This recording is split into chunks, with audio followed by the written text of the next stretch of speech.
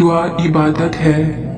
जो अल्लाह पर ईमान रखते हैं वो इस इबादत से दूर नहीं रहते।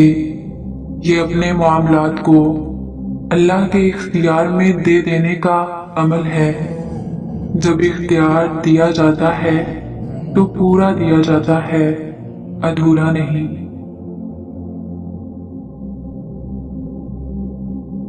अल्लाह सबकी दुआएं सुनता है, कबूल भी करता है, लेकिन वो जो खास बंदे होते हैं उनकी बात ही और होती है। जब वो अल्लाह की पसंद नापसंद को अव्वल नंबर देते हैं तो अल्लाह भी उनकी दुआओं की कबूलियत को अवलियत देता है। जुबान में तासीर अल्फाज से नहीं, आमाल से आती है। ऐसी जुबानों से जब दुआएं निकलती हैं तो वो रद्द नहीं की जाती।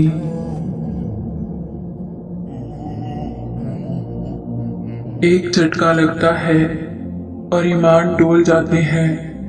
अल्लाह पर यकीन डगमगा जाता है। वो सुनता भी है या नहीं, ये सवाल करने लगते हैं। तुम्हारी तकदीरों की मेहराब पर सबसे ऊपर दुआ लिखा है, तलब करो अता किया जाएगा। यकीन रखकर मांगो, दूर क्यों भागते हो। दुनिया इम्तिहान गाह है, यहाँ सबको आजमाइश से गुजरना होगा। आजमाइशें भेस बदल बदल कर आएंगी तो क्या करोगे। नाकाम होना पसंद करोगे, पास होने के लिए कोशिश भी नहीं करोगे। कभी तुमने धूप और छांव को एक जगह जमे देखा है।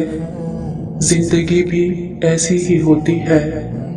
इसमें भी धूप और छांव एक जगह नहीं रहती। कभी बुरे दिन आ जाते हैं, फिर अच्छे दिन आ जाते हैं, फिर अच्छे गुजर जाते हैं और बुरे आ जाते हैं। पर अच्छा बुरा कोई वक्त कभी किसी इंसान के लिए मुस्तकिल नहीं रहता। एक खूबसूरत वादा अल्लाह का अपने बंदे से, मुझे पुकार कर तो देखो, शारक से भी करीब ना पाओ तो कहना।